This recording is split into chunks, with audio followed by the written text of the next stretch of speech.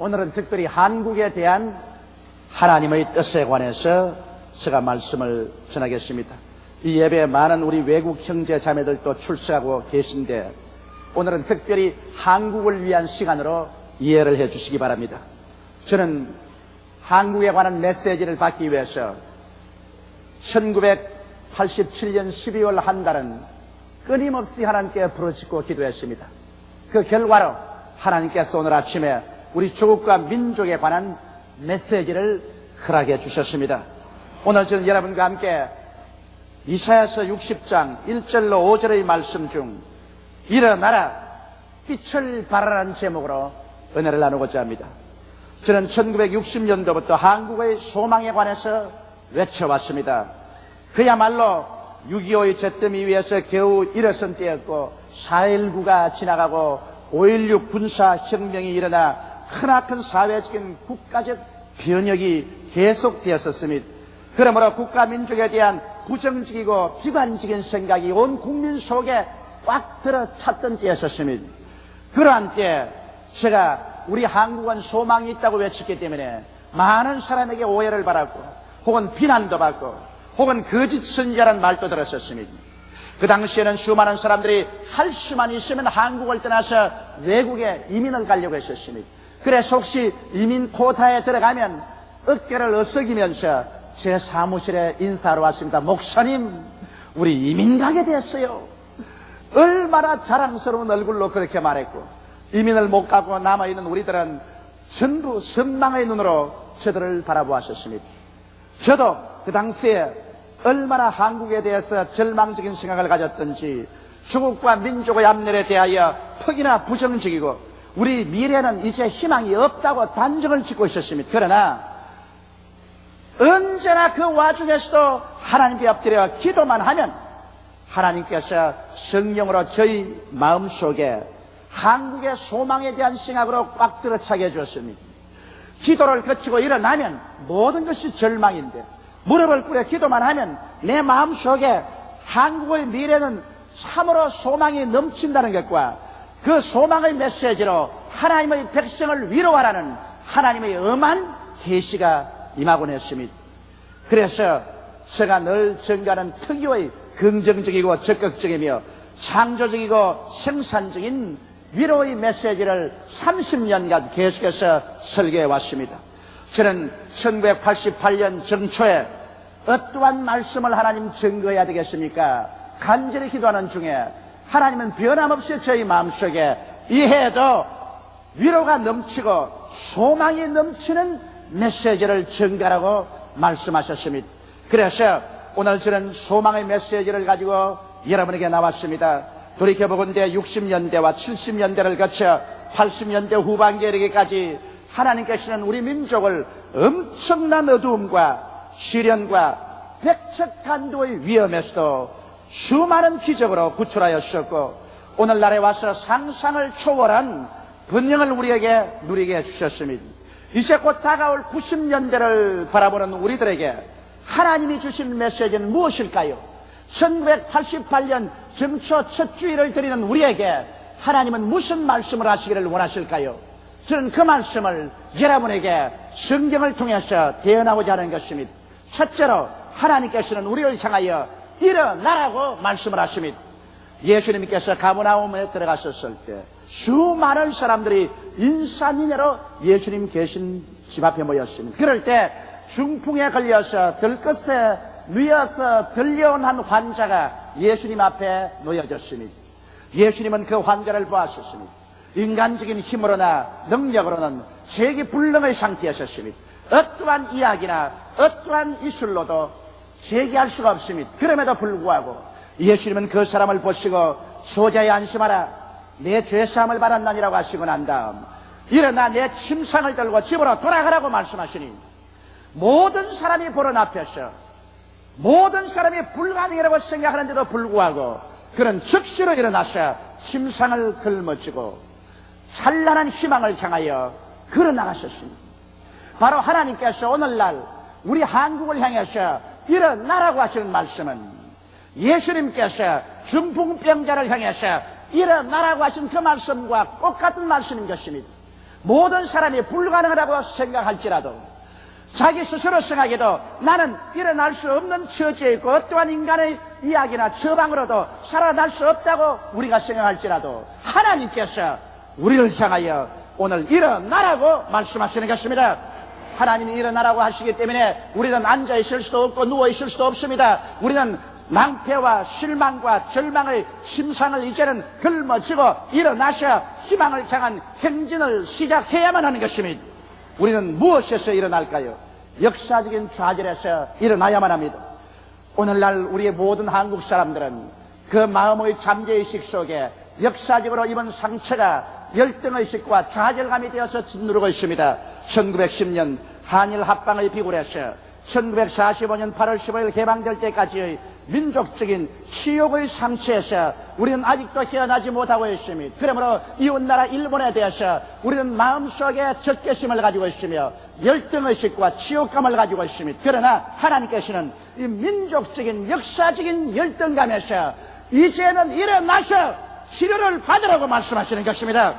이 상태 우리는 열등의식이나 치욕감을 마음속에 느끼고 살 필요가 없는 것입니다. 개방 후 사회적인 거대한 혼란이 소용돌이 쳤습니다. 좌익과 우익의 충돌은 비극적이었습니다. 그 결과로 북쪽엔 소련이 남쪽은 미군이 주둔해서 우리 한국은 남북 분단의 처참한 좌절을 체험하게 되었습니다. 그 결과로 우리 민족은 얼마나 무기력하고 무능력하다는 것을 뼈저리게 느꼈었습니다. 이것이 우리 잠재의식 속에 응어리져 있습니다. 그러나 주님께서는 이제 그와 같은 민족적인 무력감에서도 일어나서 치료를 받으라고 말씀하시는 것입니다. 6.25의 민족적인 참화의 상처는 이루 말로 형용할 수 없습니다. 한 민족과 한 동포가 사상이 갈라져서 서로 대립하여 총검을 떼고 총탄을 부어대었다는 것 얼마나 비극적인 것입니까? 이 비극을 통해서 우리는 민족적인 절망감을 느꼈었습니다. 그러나 이제 하나님께서는 이 민족적인 절망감에서도 털고 일어나라고 말씀하는 것입니다. 우리는 6.25 이후 지금까지 정치적인 독재와 부패 및 혼란에서 민족적인 분노를 누르고 살았었습니다. 그러나 이제는 그 분노도 다 털어버리고 일어나 치료를 받아 새 사람이 되라고 주님께서 말씀하시는 것입니다. 현실의 갈등에서 대화합의 장으로 하나님은 우리를 보시고 일어나라고 말씀하는 것입니다. 지금 우리 사회는 계층 간의 심한 갈등에 몸부림치고 있는 것입니다. 우리의 경제는 급속도로 성장해서 국민 소득 3,000불에 이르렀지만 이 급속도인 성장이 공평한 성장이 될 수가 없는 것입니다. 그렇기 때문에 잘 사는 자와 못 사는 자, 있는 자와 없는 자의 갈등에서 우리들은 몸부림치고 있습니다. 그러나 하나님은 이제 우리에게 말씀합니다. 일어나서 이 경제적인 불균등에서 조화와 균등을 가지도록 새로운 역사를 창조하라고 말씀하시는 것입니다. 우리는 세대 간의 갈등에서 몸부림칩니다. 구세대와 신세대, 늙은이와 젊은이들 간의 갈등이 이해와 동정으로 대결을 거치고 하나님은 일어나라고 말하는 것입니다. 역사는 마치 한강물과 같습니다. 한강물이 위에서 중간에서 끝까지 연결되어 흐르는 것처럼 역사는 단절될 수 없습니다. 역사는 계속해서 굽이굽이 흘러가는 강물처럼 흘러가는 것입니다. 그러므로 오늘날 젊은 세대는 늙은 세대가 시대에 뒤지고 곰팡이 냄새나는 생각을 한다고 멸시해서는 안 되는 것입니다. 왜냐하면 여러분 이 구세대 나이 먹은 세대의 지혜와 지식이 오늘날 젊은 세대의 활발한 꿈과 환상을 시도해 줘야 되는 것입니다. 젊은 세대는 활발한 꿈과 환상을 가지고 변혁을 가져옵니다. 그러나 젊은 세대들은 구세대의 안정과 지혜와 지식과 인도가 반드시 필요한 것입니다. 그래야 새로운 역사가 창조될 수 있는 것입니다. 이러므로 우리는 세대 간의 갈등에서 대화와 조화를 가져오도록 일어나라고 하나님은 말씀하시는 것입니다. 지역 간의 대립과 갈등에서 하나님은 일어나라고 말씀합니다. 근본 대통령 선거를 통해서 노출된 것처럼 영남과 호남의 지역 간 갈등이란 상상을 초월하게 우심한 것을 발견했습니다. 우리 한국은 정치적으로는 남북이 갈려졌지만 정신적으로는 동서로 갈려져 있습니다. 이와 같은 상황에서 하나님은 일어나서 이 심각한 대립과 갈등에서 조화와 화합을 가져오라고 명령을 하시는 것입니다. 인간과 인간 사이의 불신과 대결에서 용서와 사랑과 화합의 장으로 하나님은 일어나라고 말씀하는 것입니다. 여러분, 우리 하나님께서 일어나라고 말씀하실 때는 하나님이 치료하기 위해서 기다리고 계시기 때문에 그렇게 하시는 것입니다. 에베소서 5장 14절에 보면 그러므로 이러시기를 잠자는 자여 깨어서 죽은 자들 가운데서 일어나라. 그리스도께서 내게 빛이시라고 말씀하고 계신 것입니다. 하나님께서 일어나라고 명하시기 때문에 우리는 일어나야만 하는 것입니다. 일어나기를 거부하는 사람은 영구히 버림을 당하고야 맙니다. 그러므로 오늘 이 시간에 우리들은 모두 다 역사적인 좌절에서 일어나고 현실적인 갈등에서 대화합의 장으로 일어나서 치료함 받는 여러분이 되시기를 주님의 이름으로 축원합니다. 하나님은 이 시간에 두 손을 활짝 내밀고 여러분과 나를 치료하기 위해서 기다리시는 것입니다. 둘째로 하나님께서는 이제 빛을 발하라고 말하고 있습니다. 기나긴 세월 동안 저 극동아시아의 한 구석에서 어둡고 캄캄한 가운데 아무도 모르는 처지에서 살아온 우리들에게 일어나서 이제는 빛을 발하라고 말하고 있는 것입니다. 우리 스스로가 빛을 발할 만한 힘은 없습니다. 그러나 하나님께서 우리에게 빛임으로 하나님의 빛을 받아 온 천하에 그 빛을 반사하라고 주님께서 말씀하는 것입니다. 하나님께서는 창세기에 땅이 혼돈하고 공허하며 흑암이 깊은 위에 있을 때 그곳을 향하여 빛이 있으라고 외치자 찬란한 빛이 온 누리를 밝게 해버리고 마는 것입니다. 하나님이 우리에게 빛을 발하라고 하시는데 그 무슨 빛을 발할까요? 무슨 빛을 우리는 온 천하에 비춰야 할까요? 하나님께서는 우리에게 민주주의의 빛을 발하라고 말씀하고 있는 것입니다. 우리는 5천년 역사를 통해서 언제나 전제 군주주의 지하에서 살았었습니다. 그러므로 우리는 권위주의 지하에서 시키는 대로 묵묵히 순종하며 살아가는 이것이 미덕인 줄 알고 살아왔지, 국민이 주인이 되어서 살아가는 민주주의의 훈련이 전혀 되어 있지 못했었습니다. 그러나 16년 만에 처음으로 1987년 12월 16일 우리 손으로 직접 대통령을 선출했습니다. 이것이 우리가 기대하는 대로 이상적으로 완전하게 되었든 안 되었든 차지하고라도 비로소 우리가 민주주의의 첫 발을 내디뎠던 데 대해서 거대한 의미가 있는 것입니다. 여러분, 한 술에 배가 부르지 않습니다. 처음 뒤뚱거리면서 걷기 시작했어도 이것을 계속하면 나중에 굳건히 서서 걸어갈 수가 있는 것입니다. 그러므로 이제 민주정부의 제1보를 내어드렸기 때문에 하나님께서는 민주주의의 꽃을 피워서 빛을 발하라고 말씀하는 것입니다. 우리는 민주주의라고 말하면 언제나 정치적인 민주화를 생각하고 대통령이 민주화되어야 된다, 정부가 민주화되어야 된다고 외치는 것입니다. 그러나 실상은 그것보다 더 먼저 국민의식이 민주화가 되어야 민주주의가 꽃필 수가 있는 것입니다. 민주주의란 대통령의 나라도 아니요 정부의 나라도 아닌 것입니다. 민주주의란 국민에 의한, 국민을 위한 국민의 나라로서 국민이 주인 노릇을 할 수 있어야 민주주의가 되는 것입니다. 국민이 주인 노릇하지 못하고 언제나 노예 근성에 묶여 있거나 종살이의 심정으로 있으면 민주주의는 되지 않습니다. 그러므로 국민의식이 민주화되어서 국민 스스로가 법과 질서를 지키고 의무와 책임을 다하며 공중도덕을 지킬 때 민주주의가 이루어지는 것입니다. 국민 한 사람 한 사람이 법을 어기고 질서를 무시하고 의무와 책임은 다하지 아니하고 공중도덕은 다 짓밟아버리고 줄서기조차 하지 아니하고 길거리에 마음대로 담배 공초를 버리고 힘을 빼앗고 이렇게 하면서도 정부를 향해서 민주주의 하는 것은 노예 근성에서 하는 말인 것입니다. 이런 사람은 다스리기 위해서 반드시 폭력을 사용하지 않으면 안 되기 때문에 민주주의는 깨어져 버리고 마는 것입니다. 이러므로 금년도에 하나님께서 우리에게 빛을 발하는 것은 정치적인 민주화의 빛을 발할 뿐 아니라 국민의식의 민주화의 빛을 발하라고 주님께서 말씀하는 것입니다. 우리 한 사람 한 사람이 내가 있는 이 나라가 바로 내 집이며 내가 주인이라는 주인의식을 가지고 의식이 민주화가 되어야만 진실한 민주주의의 빛을 발할 수가 있는 것입니다. 하나님은 우리에게 민주화의 때를 주었습니다. 우리가 이 때를 잘 받아서 사용하면 위대한 민주국가가 이루어질 수 있는 것입니다. 둘째로 하나님께서는 번영의 빛을 발하라고 말씀합니다. 작년은 경제적으로나 사회적으로 참으로 힘든 해였었습니다.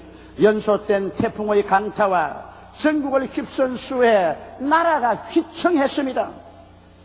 거기에다가 노사 분쟁의 소용돌이 속에서 이제는 나라와 경제가 결단이 날 것이라고 우리는 마음속에 염려했습니다.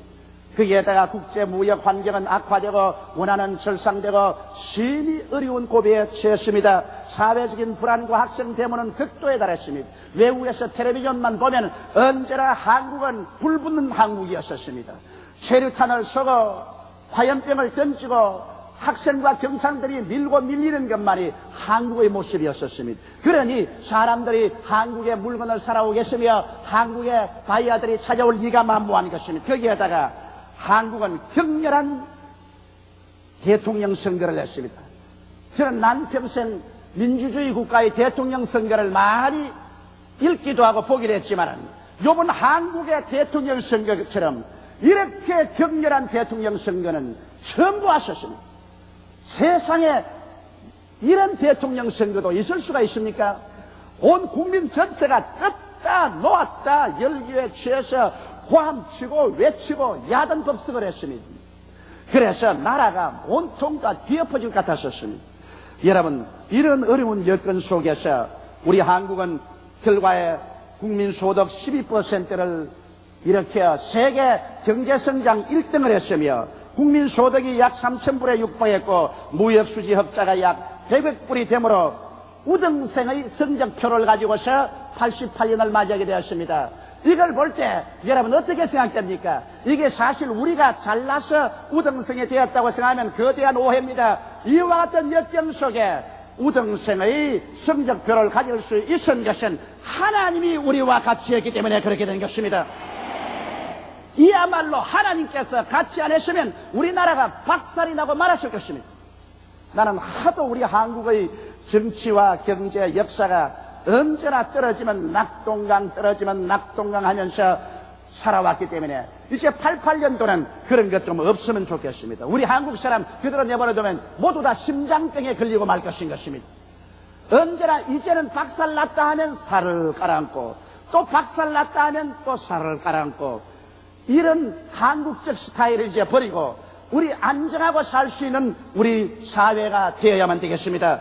그런데 이제 하나님께서 이와 같은 기적을 베풀어 주신 토대 위에서 88년도에는 위대한 해를 주님 허락해 주십니다. 하나님께서 우리에게 일어나서 경제적인 번영의 빛을 비추라고 말씀하는데 금년은 그래도 비교적 안정된 정치에 체질이 강화된 산업 기반에 국민들이 자신을 얻었습니다. 이런 어려운 경우도 우리가 하면 되더라, 할 수 있다 해보자는 국민적인 자신은 세상에 어떠한 돈으로도 개선할 수 없는 자원인 것입니다. 거기에 일본의 엔화가 강세를 계속하므로 우리는 경쟁력이 있어지고 비교적 안정된 기름 및 원자재 값에다가 향상된 기술과 국내 투자 재원 확보 등을 위해 이제 지혜로운 경제 정책만 있으면 무서운 힘으로 우리 경제는 전진해서 앞으로 2년 이내에 우리 국민소득 5,000불에 달하게 되고 우리는 비로소 경제적, 정치적, 사회적으로 선진국으로 돌입할 수 있습니다. 왜냐하면 뒤에서 하나님이 밀고 계시기 때문인 것입니다.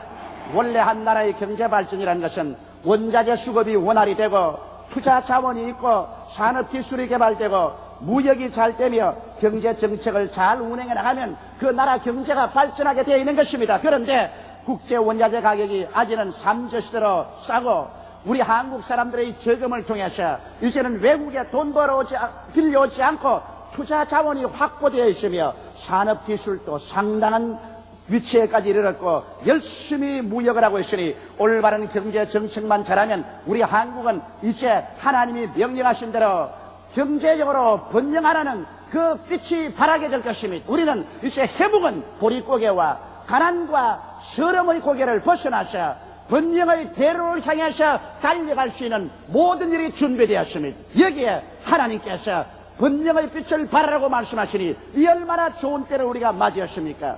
거기에다가 하나님은 우리를 향해서 88서울 올림픽의 빛을 발하라고 말씀하고 있는 것입니다. 여러분, 서독 바렌에서 올림픽 위원들이 모여서 한국의 올림픽을 88년 개최하라고 합의에 도달한 것만 생각해도 기적 중의 기적입니다. 왜냐하면 벌써 모스크바 올림픽이 반조각이 나고 말았었습니다. 자유진영에서 올림픽을 보이콧했기 때문인 것입니다. 그 다음에 LA 올림픽이 반조각이 났었습니다.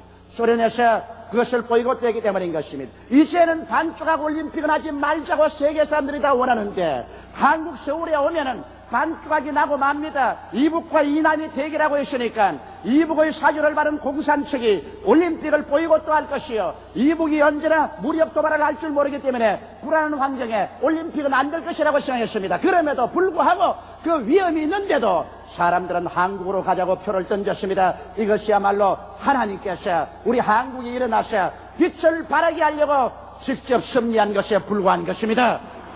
그런데 계속해서 정치적으로 불안하고 사회적인 환경이 기가 막혔었습니다. 이래서 한국에 올림픽이 안 된다고 국제 여론이 들끓을 때 하나님께서는 희한하게 역사하사 또다시 한국적인 스타일로 백척간도에서 떨어지려고 할 때 모든 것이 편안하게 되어버리고 말한 것입니다. 정치적으로 안정되고 경제적으로 이제는 안정되어 갑니다. 거기에다가 작년에 소련의 고르바초프와 미국의 레이간 대통령이 중거리 핵미사일, 탄두미사일을 모두 다 해체하는 데 합의함으로 냉전이 급격하게 타협과 화해로 돌아가고 있습니다. 이 결과로 이 바람을 타고 오늘 서울올림픽은 올림픽 역사상 최대의 국가들이 모여서 올림픽을 개최하는 가장 위대한 재진으로 변화되어 가고 있는 것입니다. 이야말로 하나님의 역사가 아니고는 이런 일이 일어날 수가 없습니다. 하나님이 문을 열어놓으면 닫을 자가 없고 닫아놓으면 열 자가 없는데 진실로 하나님께서 우리 조국과 민족의 문을 열어놓았다는 확실한 증거가 여기에 보이는 것입니다. 왜 우리가 올림픽을 해야 됩니까? 왜 올림픽을 우리가 반드시 성공시켜야 됩니까? 그 이유는 올림픽을 통해서 우리는 세계 속의 한국을 발견하게 됩니다. 지금까지 오랜 역사 동안 은둔의 나라, 니게의 나라, 가난한 나라로 사람들에게 지칭받던 한국이 이제는 세계 속에 자기의 설 곳과 앉을 곳을 발견하는 그 시점이 바로 올림픽인 것입니다. 그리고 올림픽을 통하여 우리 한국 민족의 자부심과 자신을 얻게 되는 것입니다. 우리는 언제든지 열정의식과 좌절감으로 짓눌린 삶을 살아왔기 때문에 이 올림픽을 통하여 비로소 우리도 올림픽을 치를 수 있는 나라가 되었다는 민족적인 자부심과 자신을 얻는 것은 더없이 위대한 것입니다. 그게 나아가서 한국의 오랜 정치, 경제, 교육, 문화를 소개합니다. 온 세계가 한국을 알게 되고 한국이 세계를 알게 되고 서로 알게 되고 친하게 되고 이러므로 말미암아 세계 속에 한국이 환영받는 자리에 들어서게 되는 것이므로 이보다 더 좋은 외교가 있을 수가 없는 것입니다.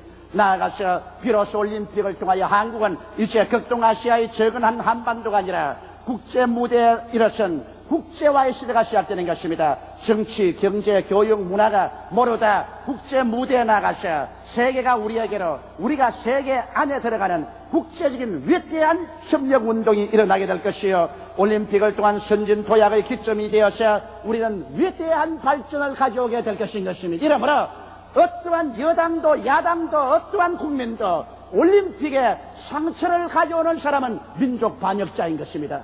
역사의 반역자가 되는 것입니다. 그러나 우리는 다 합쳐서 위대한 올림픽의 빛을 비추므로 우리 한국 민족의 역사적인 도약을 기해야만 할 것인 것입니다. 우리는 또한 하나님께로부터 명령을 듣고 있습니다. 복음의 빛을 비추라는 것입니다. 이제 우리 한국이 선교를 바란 지 100년 약간 넘었는데 1천만의 성도를 확보하고 있습니다. 이 1천만이 기도함으로 눈부신 복음 전도가 한국 전국에 이루어지고 있습니다. 나는 88년도를 통해서 하나님의 성령의 역사가 한국에 쏟아지므로 그동안에 교파 간에 분열되고 교회 간에 서로 물고 찌었던 것 다 없애버리고 그리스도 안에서 대화합의 장을 이루어서 조국을 복음화하고 복음의 국제화 시대에 돌입해서 전 세계로 우리 교회가 복음 전도로 출발하는 해가 된 줄 확실히 믿습니다.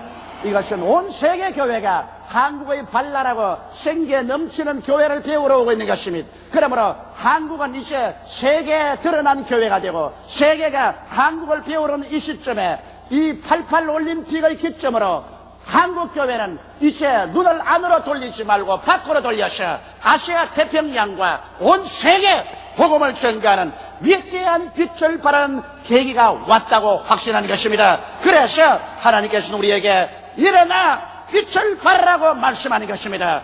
민주주의의 빛을 발하고 번영의 빛을 발하며 올림픽의 빛을 발하며 복음 선교의 빛을 발하라고 말씀하시는 것입니다. 셋째로 왜 이런 일이 우리 한국에 일어나고 있는 것입니까? 그 이유는 때가 왔기 때문인 것입니다. 여러분, 성경에 보면 울 때가 있으면 웃을 때가 있고, 돌을 주워갈 때가 있으면 내버릴 때가 있고, 전쟁할 때가 있으면 편안할 때가 있고, 그리고 태어날 때가 있으면 죽을 때가 있고, 사랑할 때가 있으면 미워할 때가 있으니 하나님이 모든 것을 때를 따라 이루어야 했다고 말씀하신 것입니다.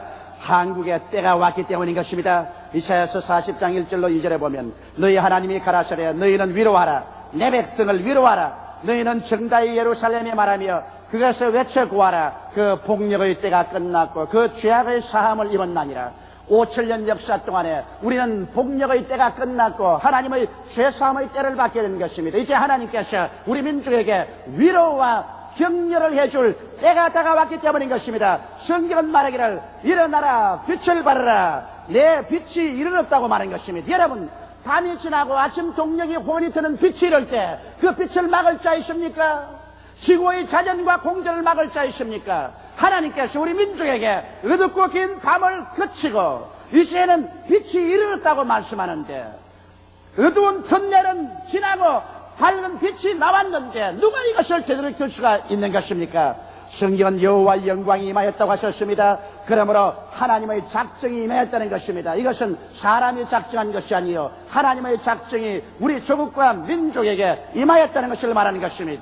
물론 저희 말에 심하게 반대할 사람도 있을 것입니다. 조 목사 어리석은 소리 하지 마십시오. 당신은 목사로서 정치와 경제적인 현실을 모르고 그런 소리를 합니다. 지금 국제정세는 정치적으로나 경제적으로 낙관을 불허하게 어둡습니다. 조금 잘못하면 30년 대에 겪었던 세계적인 경제공황이 올지도 모릅니다.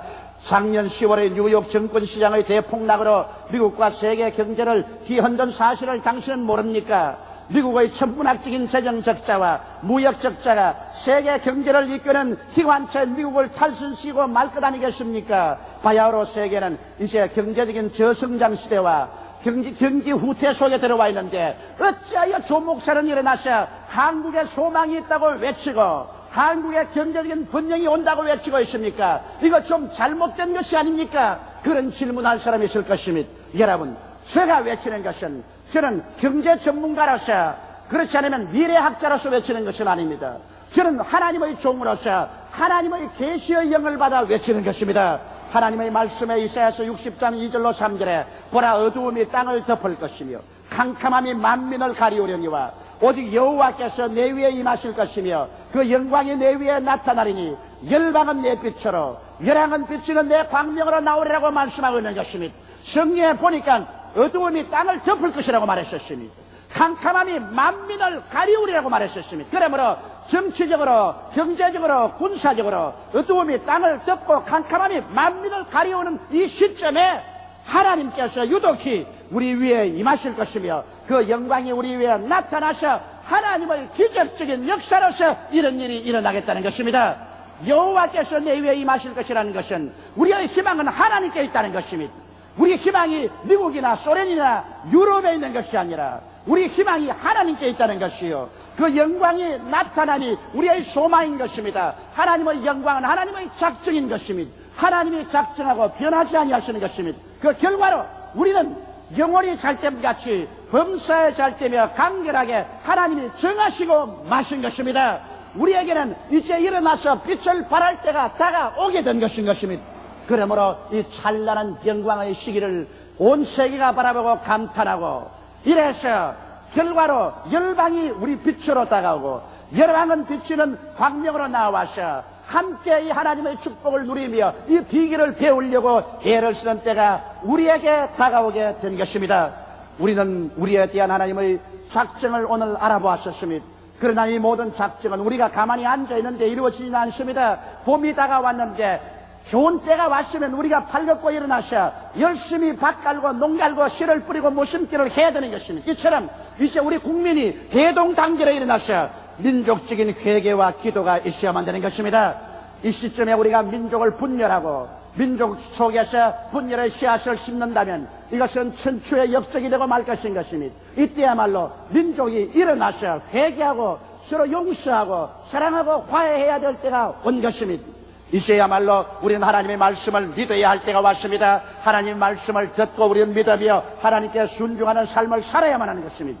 이제야말로 우리는 모든 영광을 겸허히 하나님께 돌리면서 내일은 오늘보다 내일은 다음 달은 근본달보다 명년은 금년보다 하나님께서 같이 계시고 야훼의 영광이 임하였으므로 놀라운 발전을 할 것을 미래야 될 것입니다. 우리는 이와 같이 하나님의 축복을 받아서 일어나서 예수님 오시기 전에 한 10년 동안 우리는 전 세계 뜨겁게 나가서 복음을 증거하는 나라로 만들어야 될 것입니다.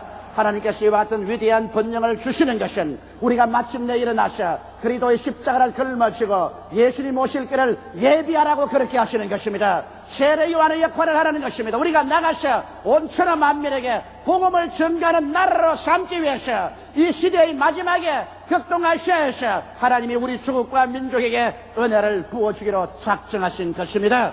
이러므로 우리나라는 하나님을 믿어야 합니다. 우리 국민은 회개하고 주님께로 돌아와야 우리 민족은 살아갈 수가 있는 것입니다. 이러므로 이미 예수를 믿는 우리들은 앞장서서 이 메시지를 가지고서 이웃에 전하며 널리 전파하며 우리 합쳐서 하나님을 의지하고 조국과 민족을 걸머쥐고 나가는 여러분 되시기를 주의 이름으로 축원합니다. 다 같이 고개숙여 기도드리겠습니다. 사랑이 많으시고 거룩하신 아버지 하나님, 어둡고 괴롭고 기나긴 밤을 우리는 지냈습니다. 그러나 이제 이 삼천리 강산에 먼동이 트고 새봄이 다가옵니다. 내 아버지 하나님이시여, 하나님께서는 우리를 향하셔서 일어나라! 이제는 빛을 발하라! 야훼께서 내 위에 임하시고 그 영광이 내게 이르렀다고 말씀하고 계시옵니다. 아버지 하나님이시여,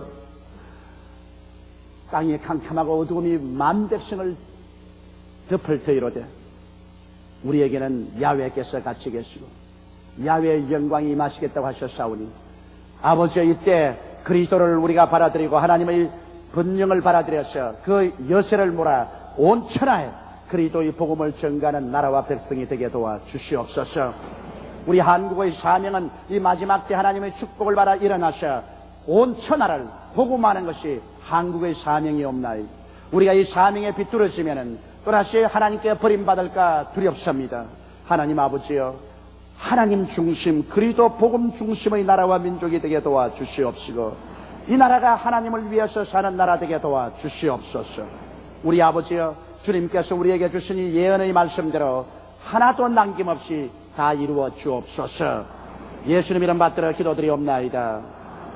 아멘.